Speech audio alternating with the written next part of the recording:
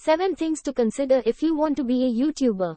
Choose a niche. Before starting your YouTube channel, it's important to choose a niche that you're passionate about and have expertise in. Invest in equipment. While you don't need the most expensive equipment to get started, investing in a good camera, microphone, and lighting will help improve the quality of your videos and make them more appealing to viewers. Plan your content. Plan out your content ahead of time and create a content calendar to ensure you're consistently posting new videos.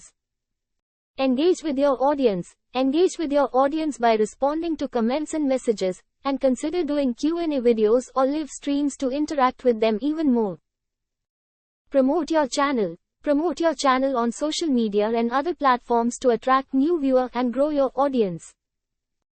Stay consistent. Consistency is key when it comes to building a successful YouTube channel.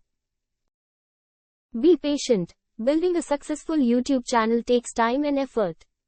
Don't get discouraged if you don't see immediate success. Stay committed and keep producing quality content, and your hard work will eventually pay off.